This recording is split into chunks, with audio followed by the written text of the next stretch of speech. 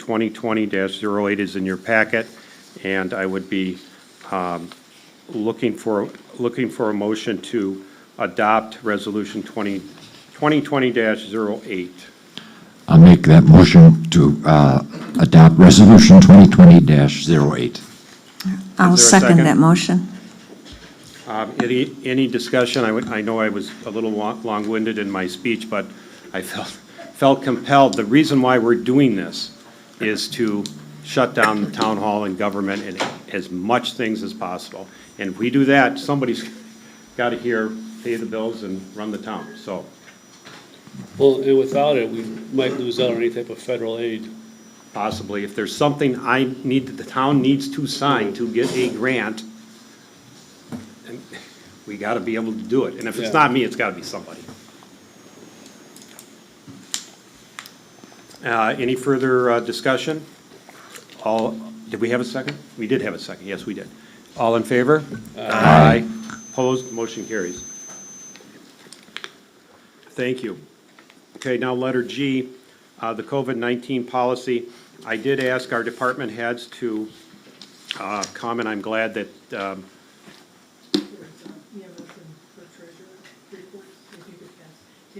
take one off the top or take one off of each stack. And excuse me. Carl, do we have to, Oh, okay, I got it. Carl, I didn't know if I had to dig through and take one. do we Yes. have to approve this a proclamation of state of emergency? We just did.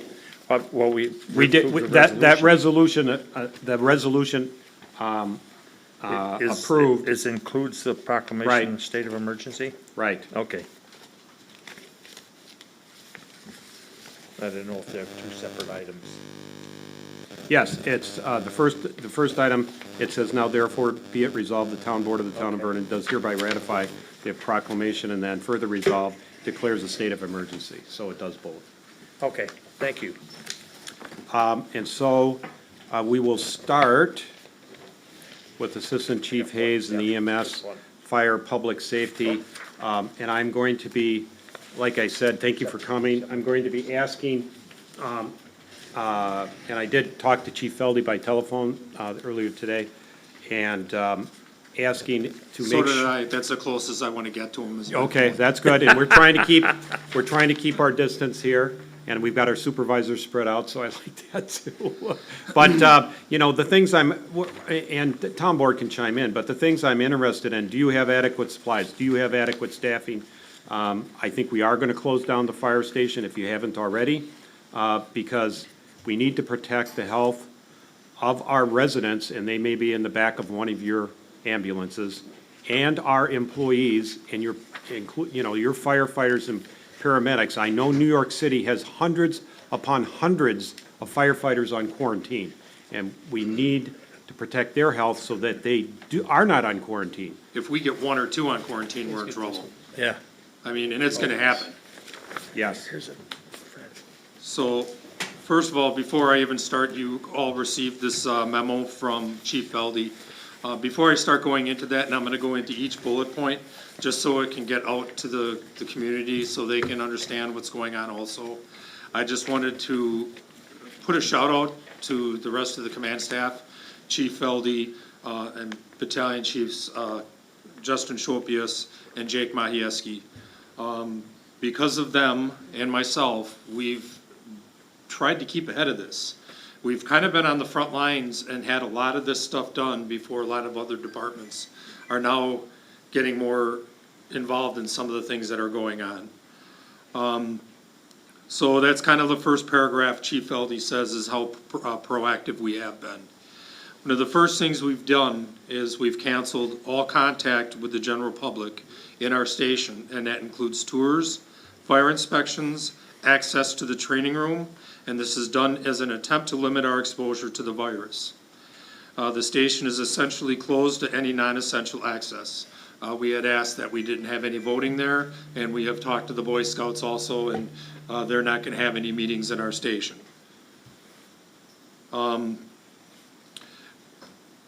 A few weeks ago, we first started writing our COVID-19 policies and procedures. Battalion Chief Shopius was pretty instrumental in this part of it. We were lucky that he is still working in Milwaukee County, and he was able to get a lot of the stuff that they had, and we did a lot of cutting and pasting.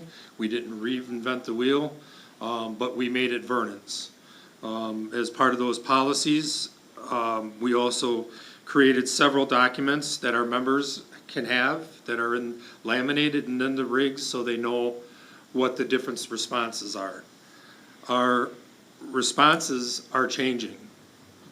You know, in the past, when we had somebody call for being sick, we would respond with our, 2 or 3 people in the ambulance and another 2 or 3 people in the engine or the paramedic vehicle. That is not what we should be doing for patients that have a chief complaint of cough, shortness of breath, fever. We shouldn't be sending 5 people into these people's houses.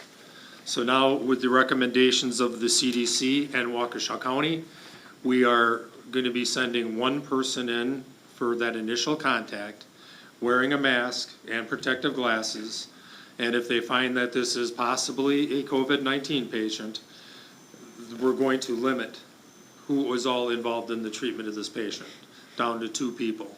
Everybody else needs to stay out of the way unless we absolutely need them for a heavy patient or something where we're gonna need to carry somebody. This is being done throughout the county, throughout the state, throughout the country. One of the other things they're doing is they're creating special COVID-19 ambulances. In Milwaukee County, what they're doing is they have a rig that's all plasticed off with minimal supplies. And when they're done with a patient that's a suspected patient, there's a solution that is sprayed throughout the ambulance and let to dry. Is that possible? Is that possible? Can we do that? Can we spare that kind of ambulance or? So we have an ambulance that we're getting ready to sell. At this point, this might be an ambulance, instead of selling at this point, that we plastic this rig up, which we were gonna discuss in the morning. And I believe that's what we're gonna do. It's not a frontline ambulance, and it's gonna be used specifically for these types of calls. And I'm sorry to interrupt you in your speech, but what is 911 dispatch? Are they taking symptoms? Are they encouraging people to seek a different transport to get a test or to the emergency room? So there are new questions that they're asking.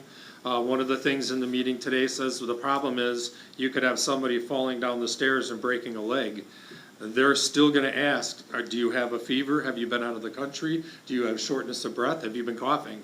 And if those calls come in, that those are positive, then that's gonna create this COVID-19 response. They're gonna be letting us know as we leave the station, that we need to use proper PPE, professional, or our stuff, our masks. Professional our protection, glasses, yeah. and all that other stuff. So they are asking those questions at the 911 level. However, now there's a lot of social media out there. There's a lot of fire departments that are putting things out that says having a fever and having a cough is not a reason to call 911. However, they can be recommended, if they do call 911, that they can be told, you need to try to call your doctor and make an appointment, or try to call the hospital and get in for a test. As I get along further here, actually, I'll bring it up now. We got word today in one of our meetings that a semi-truck arrived at Summit Hospital with a huge outdoor tent, and now they are setting up a COVID-19 hospital in their parking lot. So I don't know what that's gonna mean for us. I don't know if that means we're taking all these patients there. I probably don't think so. But they're actually setting up a whole hospital in their parking lot specifically to deal with the COVID-19 patient. They figure that that's gonna be up and running by Monday. We only have a week. I'm serious. Yeah. So, we have been, doing everything we can to try to get equipment. our department, as well as every other department in Waukesha County, got caught off guard with the fact that we didn't have as many N95 masks as we were gonna need. We do have masks now. We do have the policy of when our patient's gonna wear them. Our personnel are gonna wear them, not the patient. Those are for us. We have other I-99 masks that our people can wear, which is a little bit more of a paper mask, but it does have the filter capability. And then we have some regular surgical masks. Those regular surgical masks would go on the patient, or an oxygen mask, if we have to put them in the back of our ambulance. We are short. If we do get a substantial amount, we are going to run out. We will run out probably within 2 weeks. That's correct, with what we had. We actually went to Home Depot and purchased every one of their N95 industrial masks they have. They have been limiting what they're selling, and they actually sold us their stock. Finding bleach, finding vinegar, all these other chemicals that we need to have the proper mixtures of things. We're going to the stores and trying to find them and purchase them because we can't even get them from our EMS sites that we order from. Everybody throughout the country is got caught off guard. There's probably people out there that are okay because they ordered this stuff, but there are things that we're doing. They're going to open up I'm running around here. We have requested already through the Wisconsin or Waukesha County Emergency Management assistance and getting supplies from the Strategic National Stockpile. There's others, one that I heard about today in one of the meetings we were in, that their CDC is gonna release this national stockpile. A lot of these N95 masks are expired. But the CDC is saying what that means is you can't use them in surgery. We can use them out in the field, and more than happy to have one of these masks, even if it says it's expired on it. A lot of the equipment we have has an expiration date on it. When the ambulance inspector comes and looks through our stuff, if I have an oral airway that has an expiration date on it, he tells me to open up the bag and put the oral airway in without the bag. And he says, no, there's no expiration date on it. So, and that's coming from the state inspector. But, so we are working, we have at least 2 or 3 different avenues out. Battalion Chief Shopius is actually spearheading that part of this, and every time we get an opportunity to put in an application, we put in an application to try to get these supplies, and we can show that we have a critical shortage. The problem is, so can every other fire department in Waukesha County. We have conducted trainings with our members, and we are doing proactive disinfecting and operations of our department and our equipment on a daily basis. The decontamination part of this is being handled by Battalion Chief Mahieski, and he's gotten a lot of that equipment set up. He's getting a lot of his information from Racine Fire Department and where other places he's getting it from the CDC. So he's getting all those things. 4 o'clock every day, our rigs are getting sprayed down with this solution. And it's not to be wiped up, it's to be sprayed and let it dry. We can't do computers, the TV screens or things like that, but everything else in the back of the ambulance, in our station, the bathrooms, is getting sprayed once a day on a daily basis at 4 o'clock. The county and we have developed a pandemic response card. Every time we have a call that comes in, if it's a fire call or an EMS call or a natural disaster or things like that, the dispatch uses different cards. Well, we've created a pandemic card through Waukesha County Communications and Dr. Schultz. And this is for the future, and if this happens in the future where it starts overwhelming Waukesha County's ability to handle these EMS calls and what we're gonna do, you know? So that's a possibility. Again, I've said that we requested additional PPE from both the county and the state and the federal government. Daily at 1 o'clock, the chief officers, who's ever available, we meet by Zoom with every other fire chief in Waukesha County. And we discuss what's happened in the last 24 hours, what's everybody's stock is on all the PPE, and any of the things that have changed.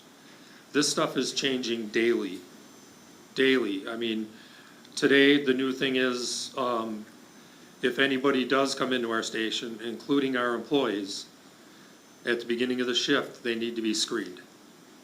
So now we have a form that was created this morning. It's electronic form that we will keep. And what this is the person comes in, we put their name on it, we put the time on it. They have certain, like 6 or 7 questions, I don't remember them all off the top of my head, but have you been out of the country in the last so many months? Do you have a headache? Are you having shortness of breath, a persistent cough, or a fever? And a couple of other things. If multiple questions are answered yes, that employee will be asked to go home. We also will take that employee's temperature. We have a forehead thermometer that we can quickly check somebody's temperature. And if they have a temperature that's greater than 100.4, I believe, that employee will be asked to go home until it clears up, or until we get further direction from the CDC or emergency management. Right. That employee may have to go for a test at that point. If that is correct. So part of the things that we've been talking about on these daily meetings at 1 o'clock, it's all the fire chiefs, it's Waukesha County Emergency Management, Doc Schultz is involved in it. And one of those things is the priority for getting us tested, because health services now are considered a priority for getting these COVID-19 tests if they get exposed. We're not in that ballpark yet, but we should be, because we're the front lines of this. We're going in people's houses, and there should be no doubt in my mind that this is gonna change within a day or two, and will become priority for testing. Okay, those calls daily, today's meeting lasted probably about 45 minutes, and then we had another 45 minutes talking about that emergency response card.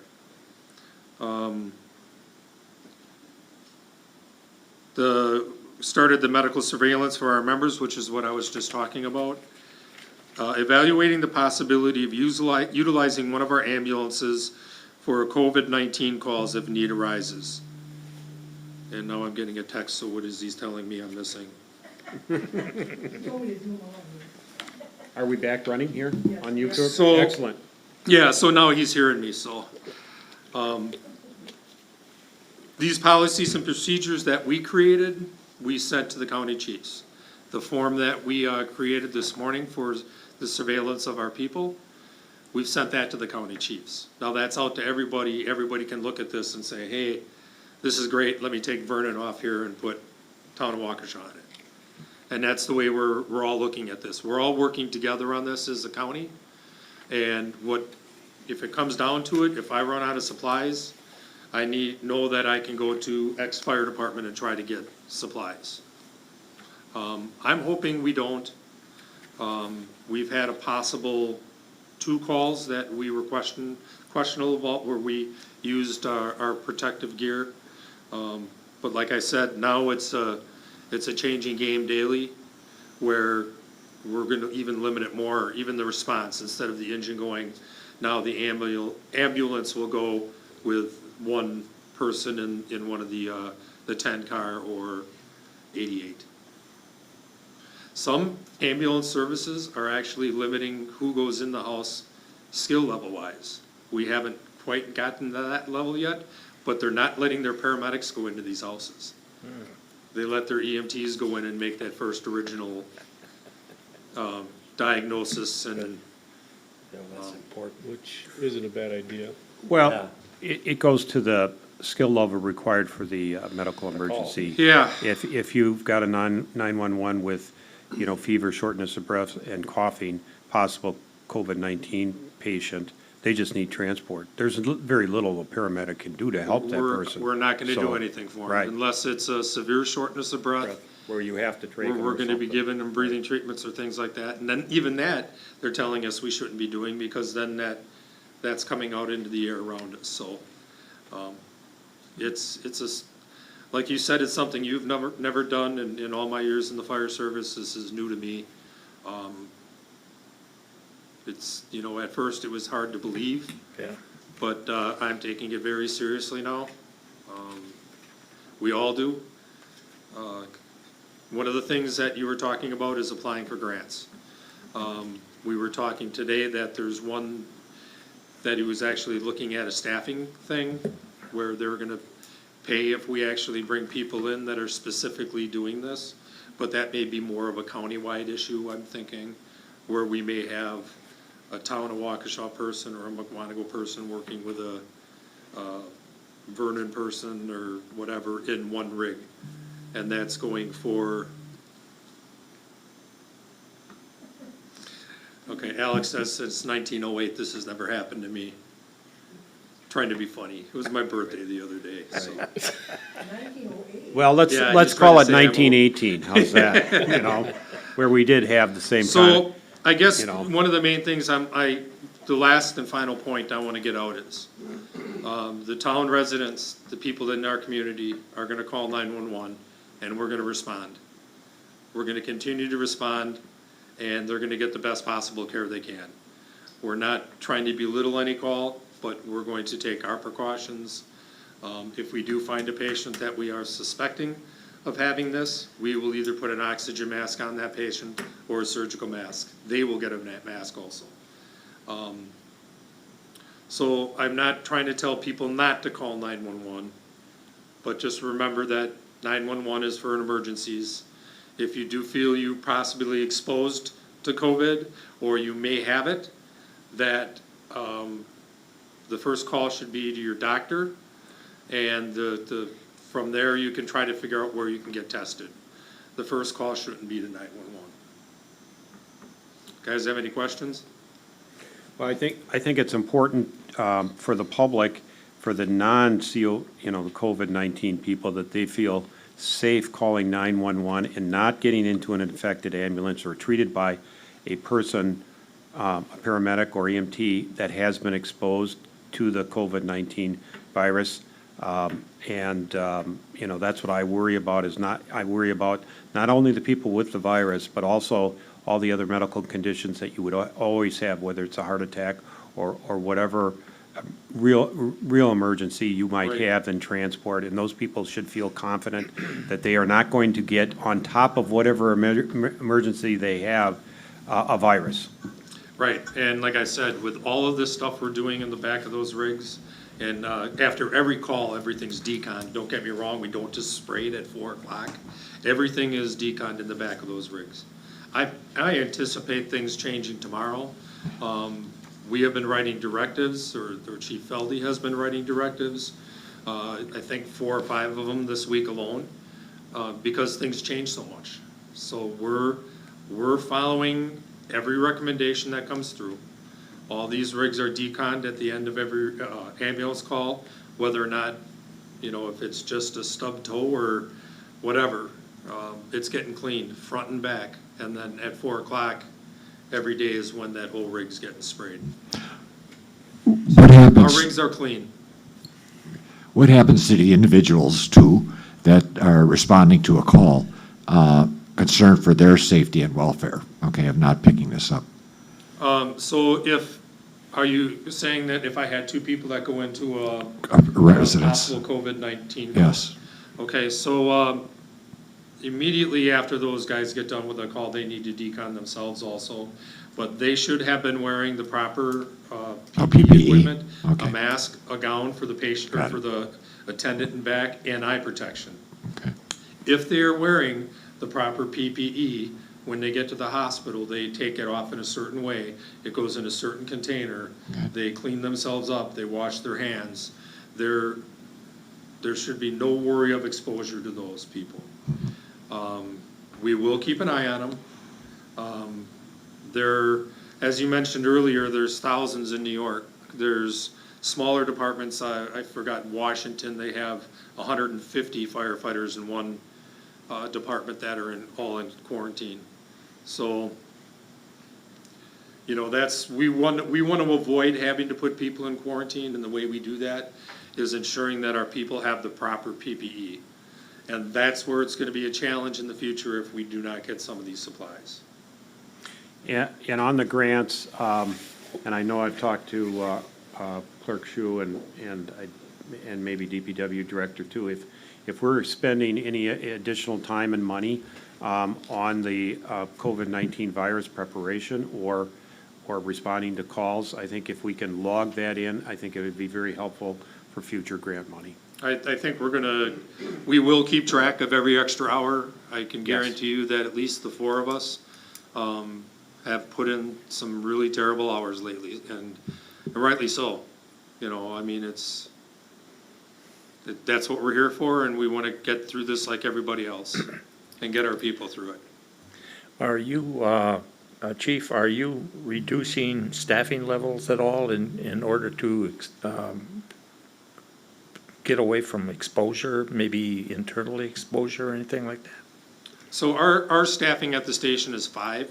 Yeah, So again, the same thing, our people are using proper hand washing techniques. okay. You're not, They're, you know, nobody's sitting right next to each other, you know, watching a YouTube video.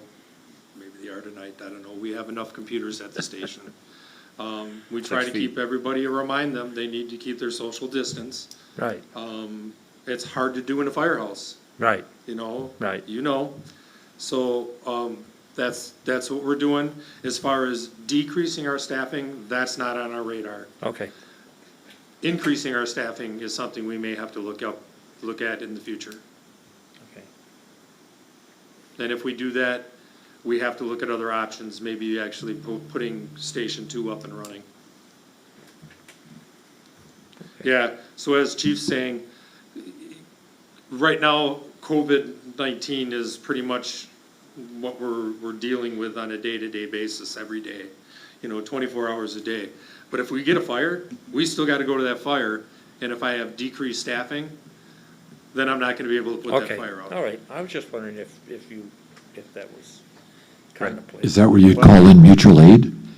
We'd be calling mutual aid in for Right. fires also, yeah, but. You're right, it's called in automatically. Yeah, It's but if I have less unstructured than, fires. if I have less than, you know, 3 people on an engine going to a fire, I Right. can't do an interior attack. I have to wait for that mutual aid company to get there, Right. so that's Well- why we staff with 5. And that's why it's important to keep the staff healthy and out of quarantine, Yep, because we will run out of firefighters, EMTs, and paramedics if we and don't. that's one of the things on the, at these 1 o'clock meetings that we're in every day, that's being discussed. What If happens? this happens, where, say, one department all of a sudden gets depleted, how are we gonna do this? How are we gonna help that community out? You know? Or if it happens to us, Right. you know, who's gonna be available to help us out? So we're trying to work out some of those details. The city of Waukesha runs these meetings every day, so they're pretty, well attended. And that's why I gave you those statistics. I'm Yeah. dead serious about this. Yeah. Wisconsin is right where Italy was on February 23rd. So the latest So- I heard today that there's 11 cases in Waukesha County. And, yeah, I was giving Wisconsin, but Yeah. 11 in Waukesha County, and that's going to go up. There And could and be- the reason is, I think it'll go up because they're doing more testing. Well, part of it's more testing, which is a scary thought in and of itself, Right. because there's people running around with the virus Correct. That don't know it. that don't know it and infecting people. Yeah, that's why the 2-week quarantine. Right. You can be contagious that whole 2 weeks. Right. Right, if you've been exposed, the average time to symptoms is 5 days, 95% in about 11 days, and the 14 is just a precaution. But yeah, the first 5, you know, the 4 to 7 day is critical after exposure. If you do get the virus, what's the length of time before it runs its course on a person, average? I don't know. I It's don't in the know. weeks, I'm pretty sure. Yeah, And I don't know it's- that there's a lot of statistics on that. The sample size, except if you want to believe China, which I Sound like only a personally few- don't. It's only a few days in China, yeah. Yeah, I don't believe what's But coming Russia's out of. only got 3 cases. Yeah, I don't believe that either. The patients that have recovered, there's so few of them, it's hard to, they haven't generalized, oh, it's going to take 3 weeks or 4 weeks or 6 weeks. I mean, I know it is a long time. It's not a matter of days like the flu, it's weeks. The 11 cases in Waukesha, are they hospitalized? I don't know. I don't know. They're telling us how many they are. They're not telling us where they are. I'm sure if one happens or ends up living in our community, they will let us know that there is one. I know they've done that throughout Milwaukee County and Waukesha County. They're saying where these people are and if they're home quarantined or if they're in the hospital. So I don't know. A lot of them are home quarantined that have it. Right, remember, 80% of the cases are mild, in quotes, and those people are home quarantined. Yeah. I also think that trying to speculate on how long this is going to run its course, an individual will run its course, is yet to be determined. Okay. Yes. Unless you die. Well, it's run its course. So. That is considered a resolved case. Yeah, Russia and North Korea have like 6 total, Yeah. is what they're telling us. Okay, Yeah. whatever. Yeah, I don't believe it either. Oh, whatever. Okay, further questions? You know, I put you on first, and I appreciate that. We need to keep our distance, especially the fire department. Yeah, see if he's got anything. This is going there. Yeah, nope, I refuse. He says WCC is flagging any residence that has somebody that is home quarantined for the COVID. Excuse me, WCC It's is, Waukesha County Communications, I'm sorry. thank you. That's our dispatching company, or center. Right. Well, that's Okay. all very helpful. I appreciate you coming We in. will continue to keep you informed. We'll send you stuff and you can share it with the board.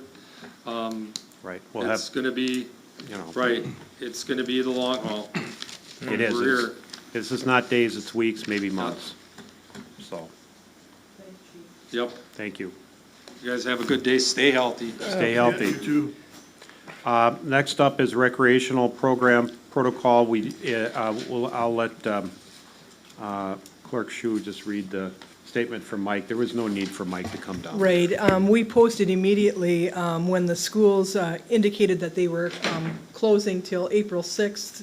Mike Zalecki, our recreation director, had indicated that he was closing all programs.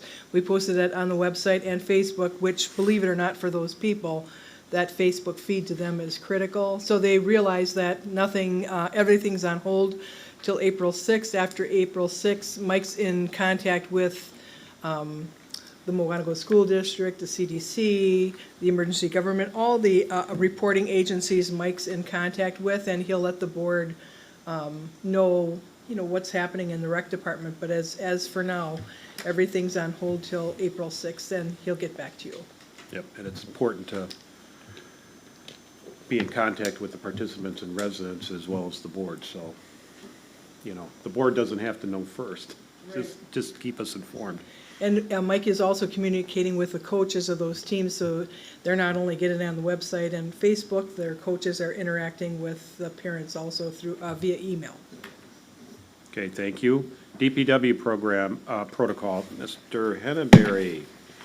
Well, kind of like what Pat said, I just kind of mimicked something that surrounding communities have been doing.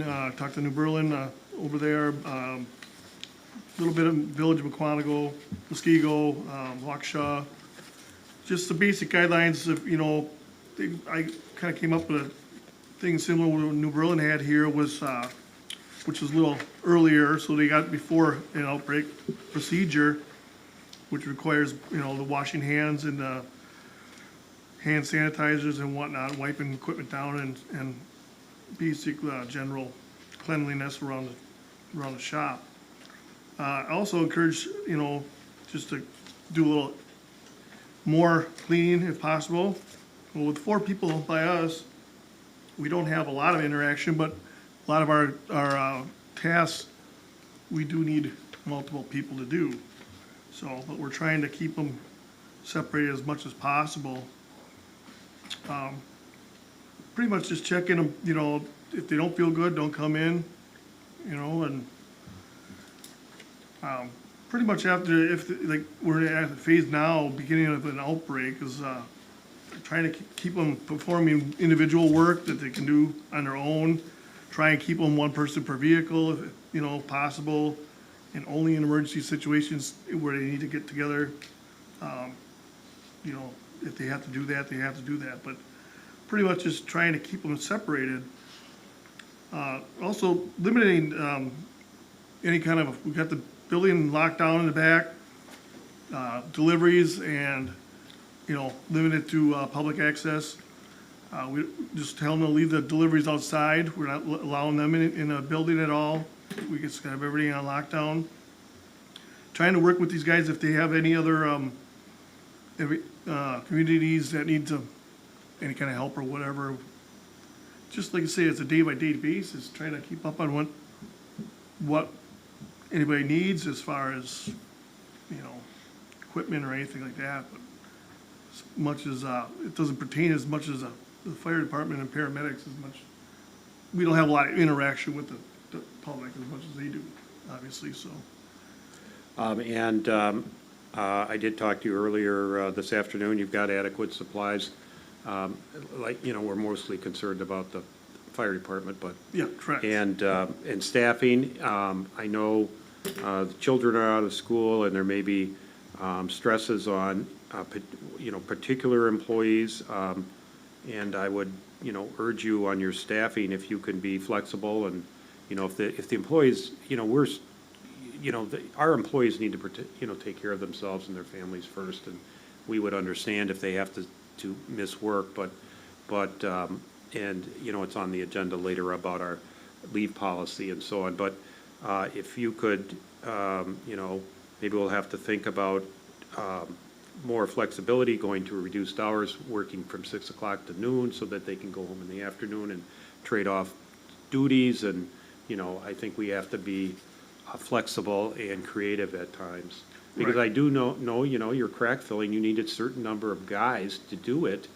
And, you know, 2 people aren't gonna do No, it. I So- need the full crew to do that. stuff Right, like so that, please, you know, please try to be flexible, and hopefully our employees will too.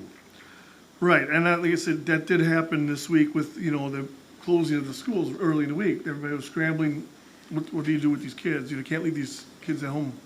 And they have to be online at certain times with their homework and whatnot, so you kind of have to be there to guide them along. So, until they can resolve, some kind of a child, you know, care or something, you know, they kind of have to stay at home and be there, so. It's about, I mean, Questions for DPW Director? Otherwise, we will go to Clerk Treasurer protocol, and we have a special item on the election, so we'll keep that separate, and we'll just Right. talk about your staff and, you know, whether you have adequate supplies and staffing and the facility use in that here. Thank you, Mr. Chairman. As passed out before, when I first started here, shortly thereafter, I developed a comprehensive plan in regards to pandemic influenza preparedness plan.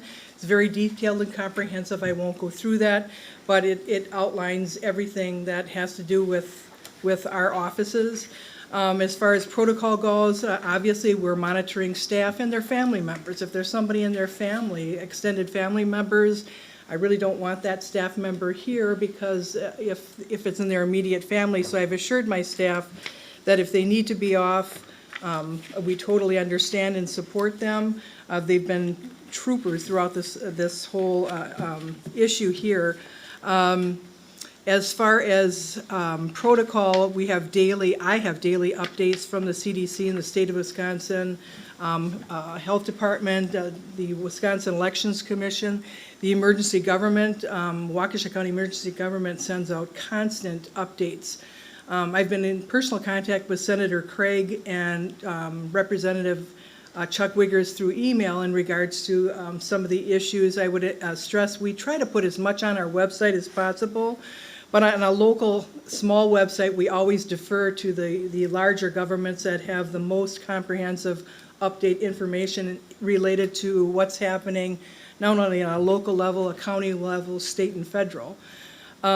We are, DPW Director John Henneberry and I are tracking not only ours, every single thing that is purchased in regards to this issue. We are tabulating receipts and documentation. So in the event we'd ever be able to do some type of granting, as minimal as glue stick, I mean, John and I are doing, I think, above and beyond just to make sure that we're documenting everything. I can assure you too that we've taken our computer security to a level that it's never been at before, having everything cloud-based to protect the town and our assets in regards to the computer safety. I won't go into much detail because computer safety is very essential. And if you talk to anybody that's in government, the ransomware that's hitting a lot of local municipalities is unbelievable at this time. The only unfortunate part, and we'll get into the election stuff later, but I just wanted to tell you, we don't have a cleaning staff at the town, but it's very, very important. So every night after my staff is gone, I worked with a facility manager that taught me how you actually clean for influenza. So that is done every night when my staff goes, and it's done every single morning. And it's at a level that no one can be there. In fact, poor John came in this morning. But every doorknob, every single part of this is sprayed down, and it sets and it hopefully kills whatever is on and then it's wiped down after that disinfecting process has done. I just wanted to tell the town board, we do have an extensive amount of Purell hand sanitizer, but when I called the vendor to ask for more, we are 515 on the list, on the waiting list for NASCO. That's all. I do have some calls in because when we get to the election, that's the only thing I'll explain all the election process when we get to the agenda, but I just wanted to, tell you what's happening here from staffing levels and your, all the departments.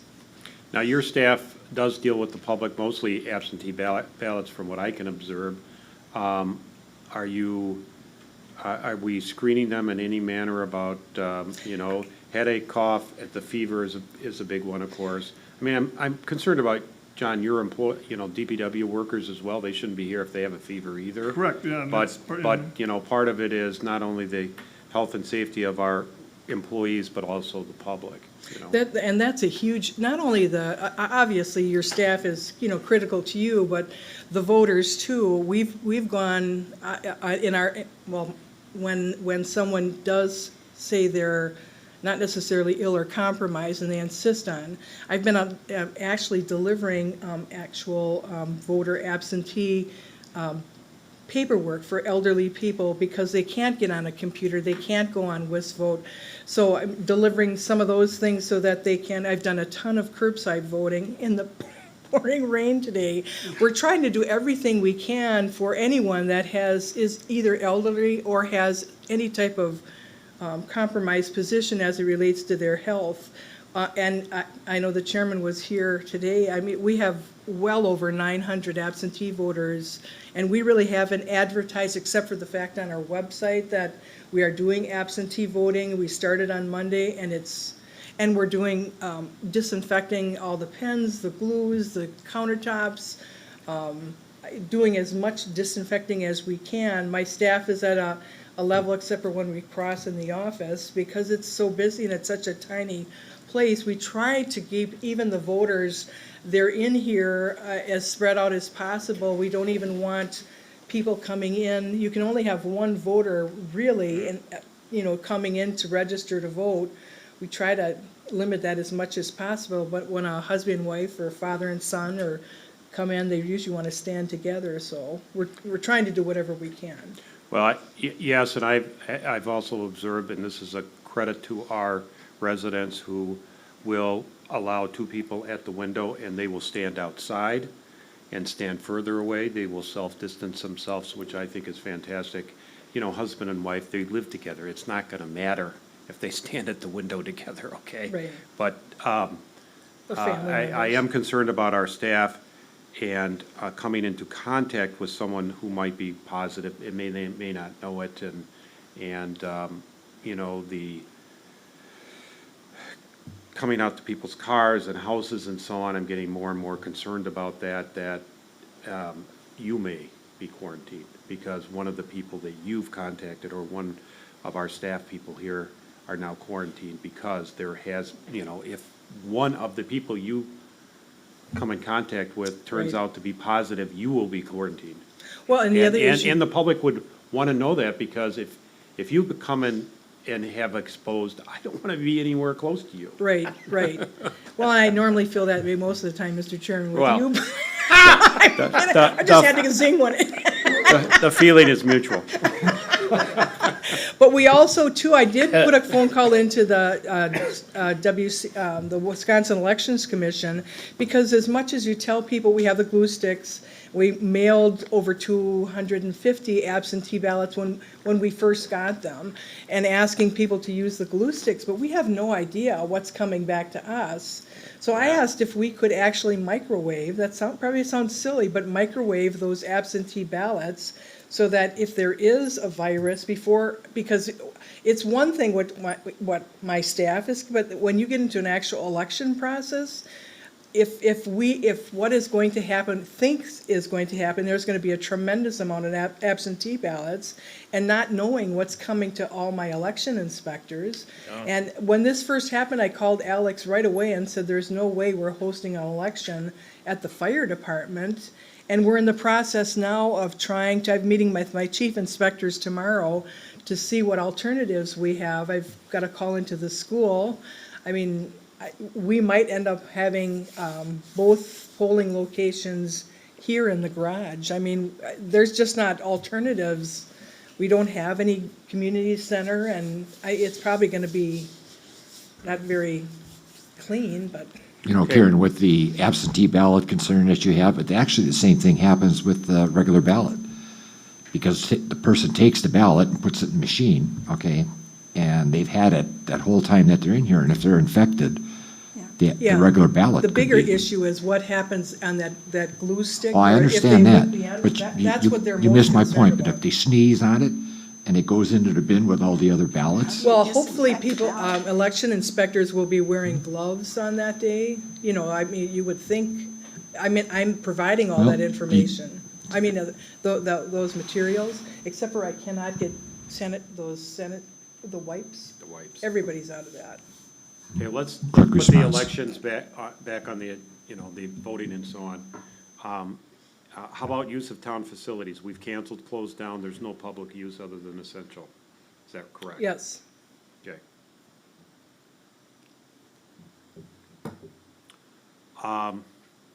Anything further on the staff, and I want to keep because people who are tuning in just for April 7th, what's going to happen, I don't want the information, you know, scattered amongst the agenda items, if we could, thank you. So I think we are now through G, and now H, canceling or rescheduling Town of Vernon meetings. Future town meetings, town board meetings, which would include the April 23rd staff meeting. My thought on this is that those April meetings are going to be canceled, and we obviously can, you know, depending on how the virus goes through our community, if it's safe under as I said at the very beginning, the federal, state, and county executive orders and guidelines, we can go back to our regular meetings, but I am not anticipating having a regular meeting, and that's part of the emergency proclamation. Plan Commission, April 8th, April 8th, that will also probably be canceled. We do not have any deadlines where we have to act on a certified survey map or so on. We had two that were in here, we've taken our action. I've double-checked it, the clerk has double-checked it. So, and I think Sean's probably double-checked it too, so we're set on that, so it's unlikely there'll be an April 8th Plan Commission meeting.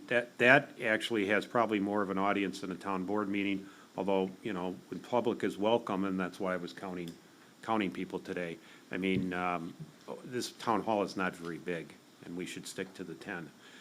We do have, so watch your emails. Obviously, we can't have email meetings, we can't have teleconference or Zoom meetings right now, our ordinance don't permit it. We could start looking into that, but we would have to change our ordinances. I know it would be, it's possible with today's technology, but it would be difficult. The public has to be able to see it and witness it. So, where are we here? So, Board of Appeals, we do have an adjourned meeting to a date and time certain, April 27th. If necessary, I don't, according to Attorney Macy, I don't have the ability to cancel those meetings like I just did with the town board and the Plan Commission as town chairman. This one, we may have to meet for the sole purpose of adjourning. So that is I'm sorry, sir. Pending. What was the last word for purpose of? of adjournment. Adjournment, okay. Yeah, we have to open it up and adjourn it to a time and date certain. Obviously, if it's not safe to do that, it'll be canceled just because there will be no quorum. And then we'll have to renotice everything. Not the end of the world. Our health and everyone's health and the public's health is much more important than a notice. Most problematic at the present time is the Vernon annual meeting scheduled for April 21st. We are a member of the Wisconsin Towns Association. They are looking into it. It's something that our state legislatures may be able to help us with. It would be helpful if the town chairman, under emergency powers, or the town board could unilaterally reschedule that in 30 days so that the public doesn't have to come here and do it. So it's still off in the future, April 21st, but I don't expect it will be safe to have a town meeting by April 21st. So, right, so I'm not sure how they did that, according to Attorney Macy, but. Well, Sharon did. Well, I can do things by administrative fiat, I suppose, but I prefer to do things in accordance with legal advice. Yeah. And then we are, so does anybody have any questions on the meetings? Are we, good, or any objections to any of this? I'm going over it because, it's 8 o'clock. We do need to get going as much as I'd like to, be around everybody here. April 7th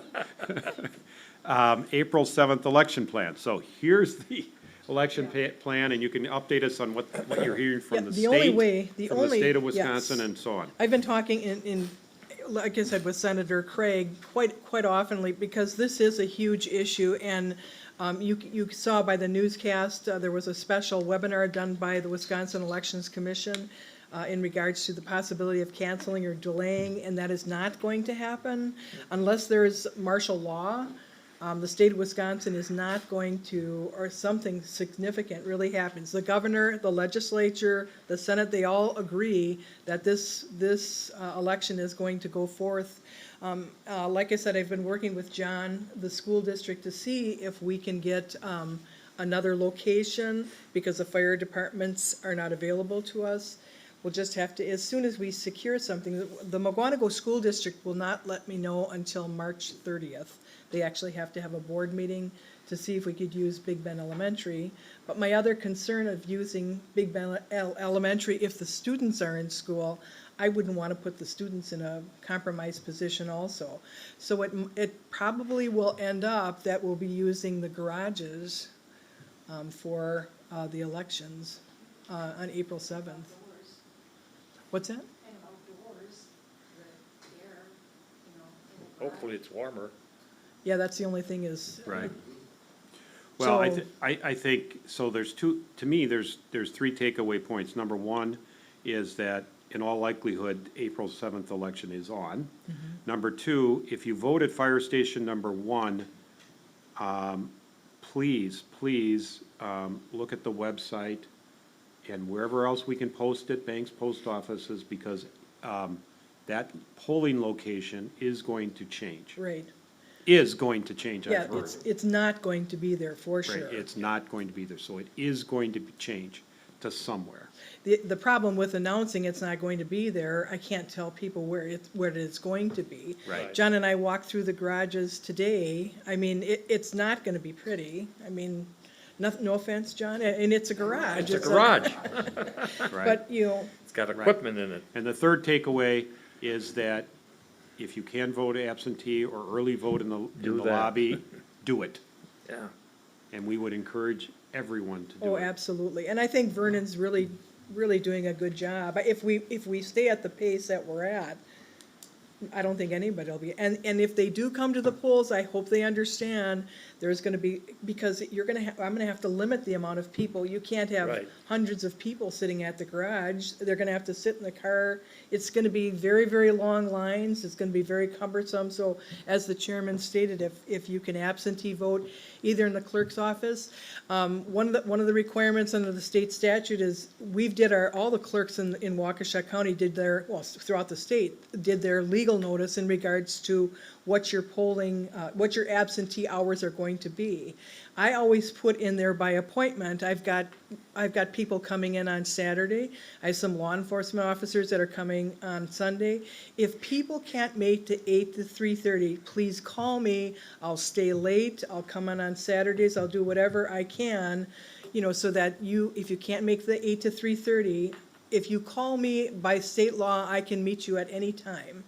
So, and like I said, if somebody, I am coming here Saturday at 9 o'clock, if anybody wants to vote, all they have to do is call me, give you their first name, and that's an appointment. So we're trying to do whatever we can in Vernon to have people absentee vote either in the clerk's office or via the mail. Right, the mail is good, also available, and anytime, we gotta keep our 6 feet for voters too, and that means, here's your ballot, and, hand it back. Yeah. And that's 6 feet. And so, both arms outstretched, that's also important. And I think that what I've observed, the people in Vernon are fully aware of that, and they're trying their best, and I would applaud those efforts. But the mail is coming. My daughter received hers, and she just applied on Monday, so that And was Todd good. got his. So, it looks like Today?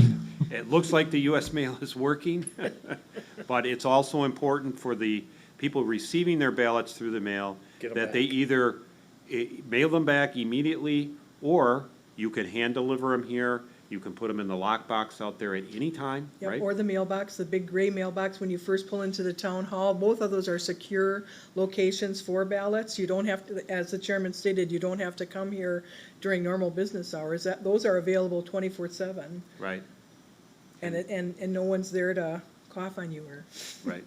And there are a lot of compromised people in our community, and elderly people, including me. And, it's very important for those people in particular to, isolate and keep away from crowds and other people. We'll also have a big sign on election day that they're not voting at the fire department, so they don't drive in and. Right, right. And so Because no that's why I matter- wanted to alert everybody, we don't know where it is yet, but you're not gonna be voting at the fire station, and to be, on notice that, there's nothing more frustrating to drive there and say it's been moved. I could do a press release, but unfortunately, when you look at the subscribers to whatever publication, you might as well, I know, it's very difficult. Right. And short of sending everyone a postcard, which they don't read. or by the time we figure out exactly where it is, it'll be too late to send the Too late, postcard. yeah. Right, so. A lot of people are gonna be unhappy, because I'm sure that they're not gonna pay attention to that. Right, well, we're trying to get them to pay Well, attention. We're doing the best we can, Right, under the circumstances. so yes, tell everyone you know, Yep. friends and relatives, and spread the word. Any other questions on the election plan? Obviously, we're sitting here March 19th, and it's going to be April 7th, and a lot can change. between now and then, and I hope we don't go to martial law, but we are if people don't behave and follow the guidelines. It's just, it was just in the paper today that the National Guard has been called up. And families with National Guard members have known about that, and they're called up. And there's a reason for that. Karen, do you know how long the virus stays on paper? 3 days. In the glue, 3 days. Yeah, I heard cardboard, it was 1 day, but I was worried about the glue. Yeah, it doesn't last as long on, paper. Right. Cardboard and paper, maybe a day, but any plastic like the glue or pens or tabletops, yeah, 72 hours, right? right? And listening to medical professionals, authorities. Instead of us, okay. A lot of the information that we're talking about is not known yet, okay? Right. How long this is going to live there or where or It was whatever. just, yeah, it was just on the CDC website and today, so. But speculating as to what, I wouldn't suggest Right, and those we are, go there. if you read those reports, this is their best information that they've given testing for. So don't bank on it, let's say, or bet your life on it. How's that? Okay. Any further questions on the election? We'll keep moving here because we are, it's 10 after 8 here. COVID-19 employee leave of absence, Town of Vernon employee handbook, and new federal and state legislation. And you saw our attorney's comment on that. There was a draft policy that has been adopted in other towns. When I looked at it, I thought it was premature to work on that policy because we were working on these other items which were, to me, more pressing. And the reason I say more pressing because there is federal legislation, there was pending, it was signed into law. It's 247 pages, was signed into law, I believe, this morning, or maybe yesterday afternoon. And at this point, I mean, it needs to be digested. Part of that federal law that they passed does have mandatory paid leave time if you meet certain criteria. Things like you've been quarantined or you've tested positive, which means you are going to be quarantined, but even quarantined because of contact. Your children have been sent home from school. I mean, there's a long list in there. And so we will have to look at that for our employees and comply with the law. And that's what I would tell our employees, that, certainly the town of Vernon is committed to following the law, and it's new. I mean, I haven't even seen an article on it, and not that I would believe the first article I read, because I know how, I've been in this business before. 247 pages is a lot to digest and put down accurately. So it may take a while, to sort through it. So I put that on there to make that announcement. You saw the policy there. Certainly, that is just a draft policy. I think the town of Genesee may have adopted something very similar to that, but Yes. so. I didn't get a chance to read it. But right. But we only have 2 items. Yeah. And we do have an employee policy book. It's not, okay, needs to be rewritten. How's that? And there is provisions in there on leave, which we will follow unless they're, superseded by state or federal law. And then we will follow state or federal law. And in the meantime, I think, the town board, we're not necessarily going to meet, but certainly any policy that we want to change could be done at our next meeting or, even retroactively. But we need to digest it all.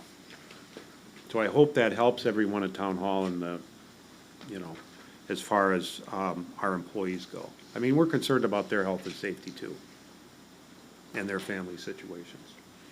Is there any comments on that by the town board? Did I summarize? Been well covered. Thank you. Correspondence, announcements, and reports. Town board, I mean, we've gone through a lot here. I think I'll start, you've listened to me a lot. Before I forget, I do want to thank Supervisor Millies for his service. This is probably his last meeting, and so I wanted to do that.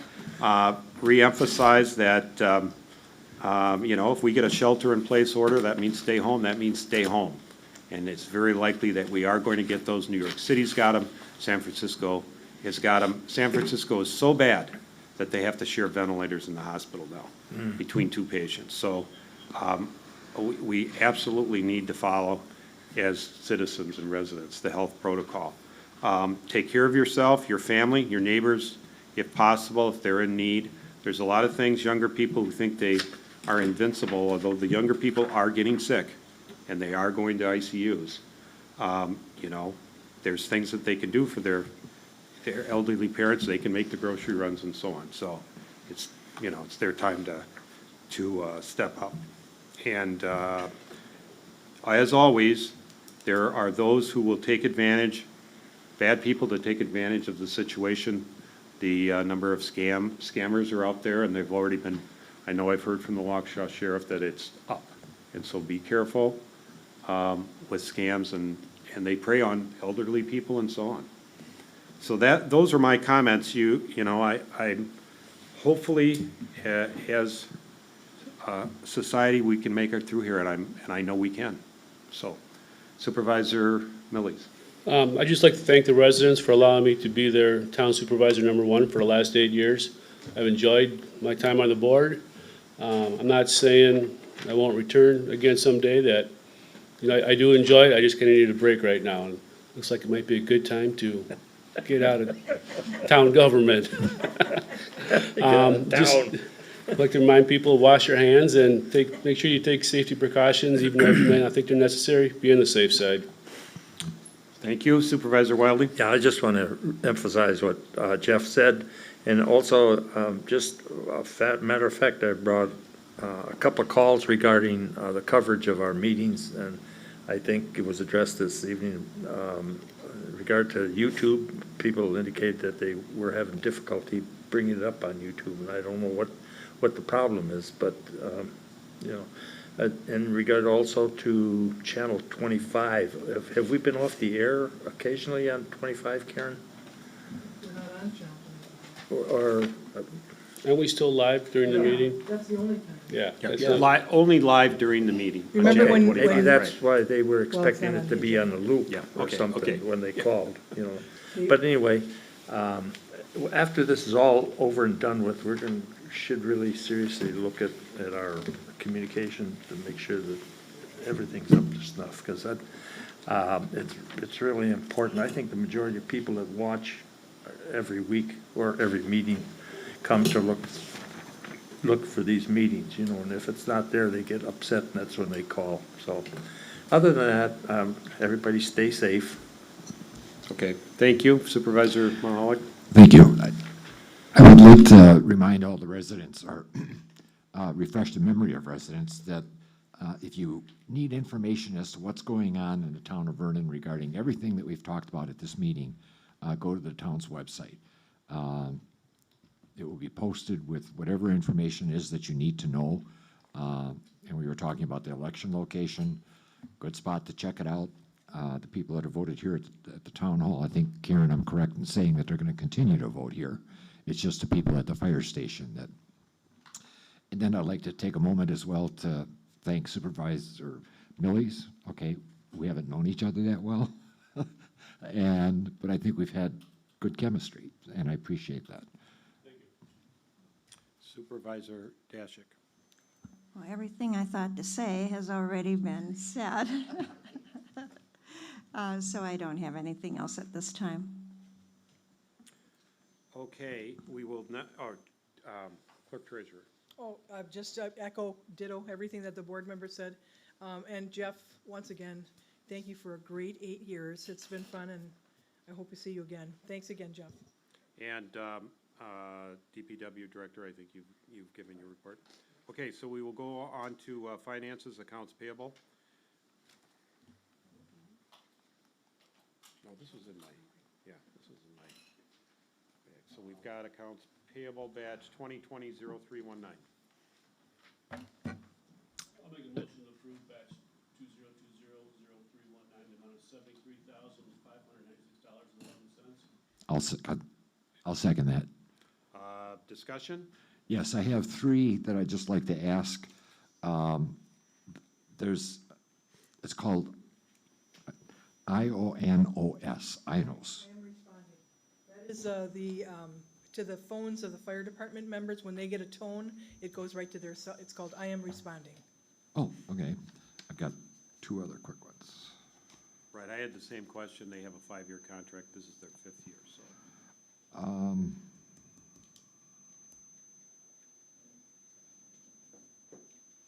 Karen, when we request postage, is it in the amount that you're showing here of the 4,000? Is that usually customary, or is it heavy 5,000. because of the The election? amount is 5,000. It's Well, because this one of, shows 4. it should be 5. Okay. Yeah, because of the tremendous amount of absentee. Right, okay. Like I said, we're tracking that all for possible reimbursement, because although we always have absentee, not at this magnitude. Okay. Yeah, And you may then get in thousands. Oh, yes. the other one is, there's a, for John, there was some training that you took. You went someplace, and it doesn't say where you went and what it was for. Well, What you the haven't training went- was. You haven't gone. It's a flagger safety class that I signed up for to attend. It's in April, actually, so I actually called there today to see if it was gonna be canceled, which I'm thinking it probably will be. I'm not challenging you, just want to know what it is, because it's just numbers on a piece of paper. Right. And I thought, well, what is this? Through the UW system, and they put them on statewide. And they have one in Pewaukee that we were planning on attending. But obviously, I think that's gonna be, Right, and this is for 5 people, right? At Yes. $80, and it's for, it's $80 a person for flaggers, work zone and flaggers safety. Well, see, yeah, that's interesting, because I thought it was $80 per person, and the fee was then $320 to make it 400. But no, it's 5 people that are going. Correct. Okay. The That's whole- not what this, Oh, I had no idea what this is. right, and if, John, if the credit card is refunded by the due date, obviously, we'll just void the check. And if we have to pay by the due date, we will, and then there'll just be a credit, and we'll get the money and account for it that way, And you'll see that on a previous future credit bill. card. Well, you may see it in a retroactive basis, but, yeah. Any further discussion? We have a motion made and seconded. All in favor? Aye. Opposed? Motion carries. Manual checks, we've got, I think, the insurance, and we also have the postage, right? No, Yeah, it's it's on, no, it's 4,000 on It's this. 5. But it was 4, well, then we better check. The manual check was for 5. It's very, Alls I can tell you is that this piece of paper that was in here said 4,000. well, okay. I'll go back and Okay, find let's it. see. This handwritten piece does say 4,000, Right, but the accounts payable check register does say 5. So that's the confusion. Well, shouldn't the 4,000 be changed to 5? This is just a handwritten piece of The paper. check actually says 5,000. Well, I know that, but shouldn't that piece of paper that's apparently being used to substantiate the 5 shows 4? So Okay, shouldn't it we be changed changed to it. 5? Yep. Thank you. And so we have 2 manual checks, is that right? The postage and the insurance. I'll make a motion to approve those 2 manual checks. I'll second. Any further discussion? All in favor? Aye. Opposed? Motion carries. February ACH. Yep. It's in there. Okay. And just, Oh, yeah. board members, when the bank Sorry, set up the right here. LifeQuest, just so you know, that will be changed whenever you start a new account. That will be changed. It doesn't look like a normal bank statement, but it is our bank statement. Oh, under manual checks, Mr. Chairman, there's a $150 payment that has to be made on before April 15th for the TIF district. Is that any way that the board can approve a manual check in the amount of $150 to the Wisconsin Department of Revenue for the TIF district payment, because we won't have a board meeting before then. I'll make a motion to approve. Is there a second? Second. All in favor? Aye. Opposed? Motion carries. Thank you. I didn't want to miss that payment. Yeah, right, right. And just so everyone knows, these are going to be, if we don't have meetings under that emergency proclamation, I will be approving them without a board vote. That's part of it. Yeah. So you'll see them. Don't worry. Yeah. Okay, where are we? ACH. Let's get the ACHs approved in the amount of $106,539. Is it .17? .17 or .20? .17 on my sheet. Oh, yeah, .17, there's the 106,539.20 right above it, so I was Yep, getting oops. confused. Sorry, Okay. it's 17. It's 17. So I will make a motion to approve the these are February ACH in the amount of $106,539.17. I'll second that. Any discussion? All in favor? Aye. Opposed? Motion carries. Mr. Chairman, there is a one change to the board minutes. We inserted my name instead of Cal Magnan. I did the report, Cal wasn't here, so we did change the minutes that Cal's out, and I put my name in there. Right, that would be number 6. E, I mentioned that to Clerk Shu when I read the minutes, so she did change it. Yes, she did. And So that just, change has been made. and the board did authorize that payment. The chairman and Supervisor Millies just signed that check, and I did check with the state. I'll get all our money back. Okay. Oh, the check for the palpable error, sorry. That's so cute. That's an interesting word for me. Palpable. So we are looking for motion to approve the Thursday, March 5th, 2020 Town Board meeting, Town Board of Supervisors minutes. So make that motion. Is there a second? I'll second the motion. Any discussion changes? No supervisor, Jeff Mahalik or Fred Lilly? I'm sorry. what- Green Wildy? I missed that edification. What did I miss? Well, You're- when you were Jeff Mahalik. Oh, Jeff Mahalik, yes. There was none of that in there. Fred Has Millies. it been since the first month? Just, Okay, all in favor? aye. Opposed? Motion carries unanimously. Next town board next town meeting dates. Unlike our normal agendas where we list them out, all meetings are subject to cancellation or rescheduling. For the public, please see the Town of Vernon website and our Facebook for the most up-to-date listings of the meetings.